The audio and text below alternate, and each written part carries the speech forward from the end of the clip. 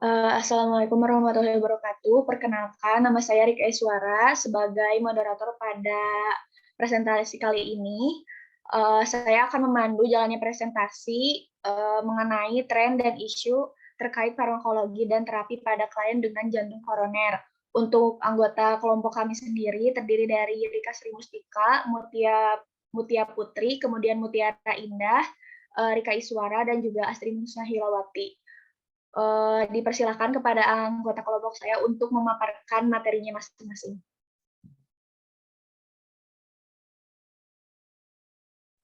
Perkenalkan, nama saya Mutiara Indah.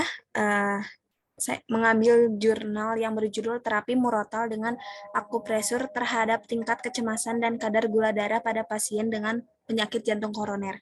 Nah, penyakit jantung koroner ini adalah sebuah kondisi di mana dinding pembuluh darah arteri yang mensuplai darah ke otot jantung yang mengalami penebalan.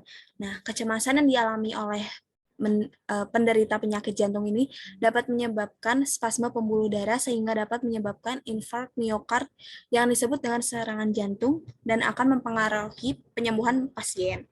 Next.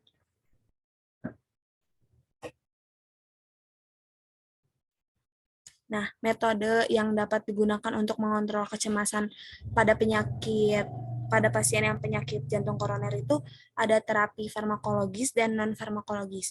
Nah, untuk terapi farmakologis pada pasien yang nyeri dan gelisah menggunakan obat benzodiazepin yang memiliki efek samping seperti penurunan hemodinamik, defisit memori, resistensi obat, ketergantungan, dan kecanduan.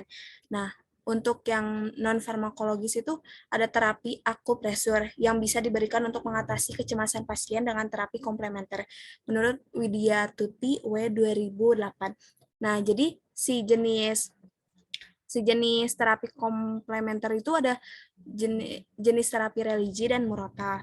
Nah, terapi murotal ini tuh mempunyai efek relaksasi dan menurunkan kecemasan dan meningkatkan kualitas tidur pada pasien yang menderita penyakit jantung koroner.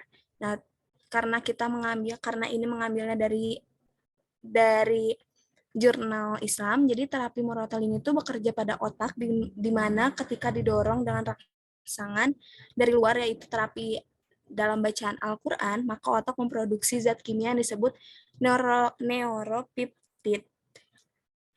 Nah, tapi akupresur dan murotal ini tuh belum pernah dilakukan oleh perawat di ruang perawatan rumah sakit sebagai salah satu terapinya. Jadi akupresur dan murotal ini tuh salah satu intervensi yang dapat dilakukan oleh perawat secara independen dan merupakan salah satu intervensi yang tercantum dalam Nursing Intervention Classification. Terus juga ada faktor resiko PJK utama adalah hipertensi, hiperkolesterolemia, dan merokok. Next.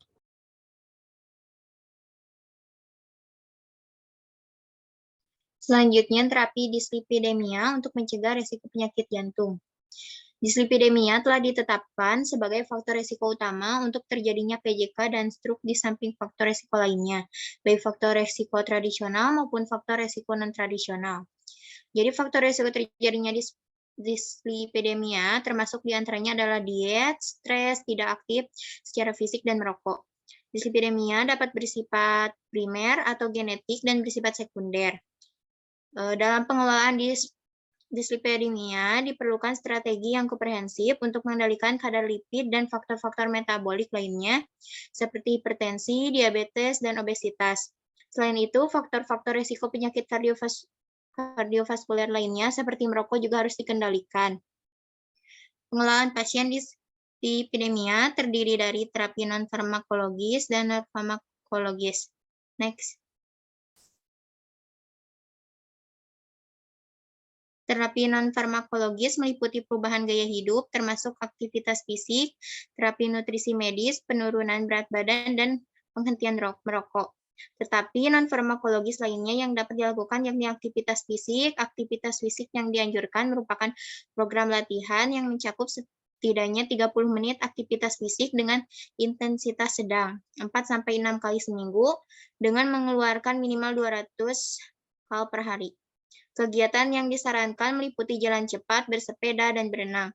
Sedangkan terapi farmakologis dengan memberikan obat anti-lipid.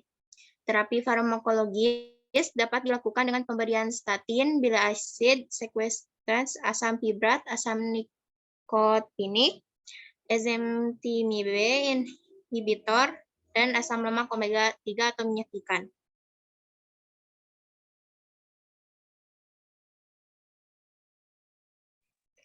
Analisis kombinasi penggunaan obat pada pasien jantung koroner di Rumah Sakit Universitas Hasanuddin Makassar. Penyakit jantung koroner diakibatkan oleh adanya penyempitan dan penyumbatan darah dari otot jantung, sehingga menyebabkan terjadinya pengurangan suplai darah dan oksigen.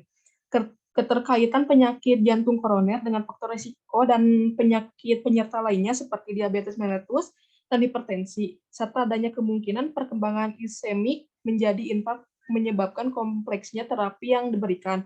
Oleh karena itu, pemilihan jenis obat akan sangat menentukan kualitas penggunaan obat dalam pemeliharaan terapi. Next. Pemeliharaan jenis obat akan sangat menentukan kualitas penggunaan obat dalam pemeliharaan terapi. Penggunaan obat yang tidak tepat merupakan salah satu masalah pada pusat pelayanan kesehatan di Indonesia, terutama untuk penggunaan obat-obatan jantung dapat meningkatkan risiko yang berakibat fatal.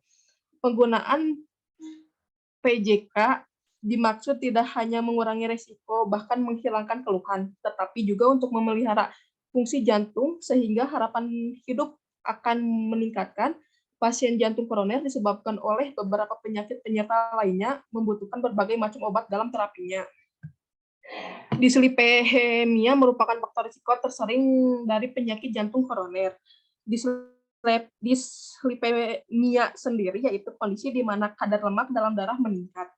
Penyakit dislipidemia merupakan penyakit penyerta terbanyak yang ditemukan pada 109 pasien atau 83,3% menurut Nur Hidayat et al. Pada tahun 2022.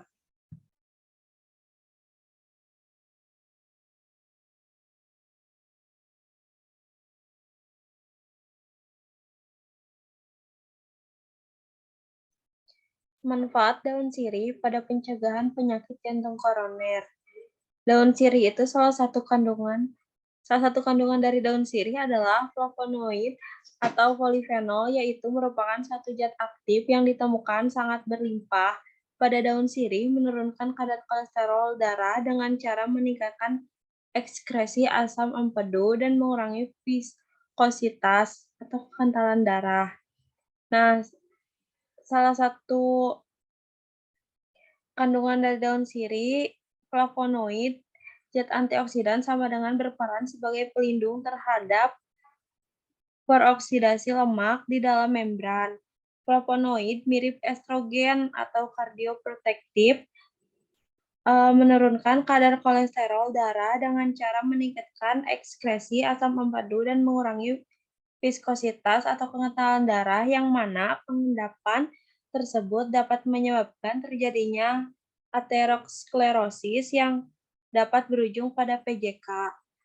Daun sirih menurut Piper Betel L. menurunkan kolesterol yang dengan cara penghambatan dari biosintesa kolesterol hepatik dan mengurangi absorpsi lipid di usus, sama dengan kolesterol dikeluarkan dari tubuh melalui feses.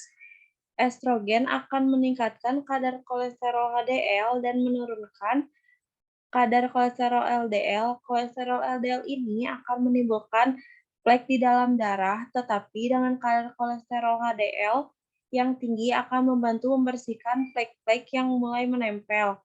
Estrogen berperan sebagai antioksidan. Kolesterol LDL lebih mudah menimbulkan plak di dalam dinding pembuluh darah apabila dalam kondisi teroksidasi.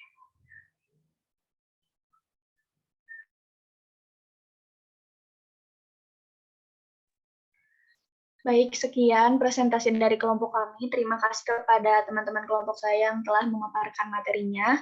Kesimpulan dari beberapa jurnal yang telah kami bahas, yang pertama, untuk jurnal yang ke-1, terapi murotal dengan akupuntur terhadap tingkat kecemasan dan dasar gula darah pada pasien dengan penyakit jantung koroner adalah dengan adanya terapi murotal ini dapat berpengaruh terhadap kecemasan pada pasien yang menderita penyakit jantung koroner. Dengan adanya terapi murotal ini memberikan efek relaksasi dan dapat menurunkan rasa kecemasan. Kemudian untuk jurnal yang kedua, kesimpulannya yakni mengonsumsi lemak tinggi tidak ada hubungannya dengan penyakit jantung koroner. Ada pengaruh perbedaan kadar LDL, kolesterol, dan trigliserida terhadap terjadinya penyakit jantung koroner. Faktor yang paling berpengaruh terhadap terjadinya penyakit jantung koroner adalah kadar kolesterol dan trigliserida dalam darah.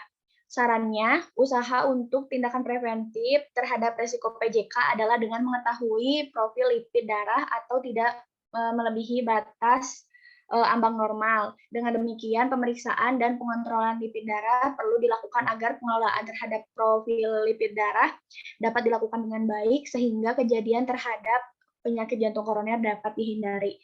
Selanjutnya untuk jurnal yang ketiga, kesimpulan dari jurnal analisis kombinasi penggunaan obat jantung koroner di RS Sakti Universitas Hasanuddin Makassar. Yang pertama, faktor risiko tertinggi terjadinya PJK disebabkan oleh dislipidemia, kombinasi obat yang paling sering diberikan pada pasien jantung koroner yaitu antihipertensi, kemudian antitrombotik, dan juga penurun kolesterol sebanyak 40,76%. Serta ditemukan beberapa obat yang berinteraksi secara farmakodinamik. Untuk jurnal yang terakhir, mengenai daun sirih, dari pokok pembahasannya dapat disimpulkan bahwa daun sirih atau piperbetalin dapat digunakan sebagai tanaman obat untuk pencegahan penyakit jantung koroner. Sekian presentasi dari kelompok kami. Mohon maaf apabila ada salah kata. Terima kasih atas perhatiannya. Wassalamualaikum warahmatullahi wabarakatuh.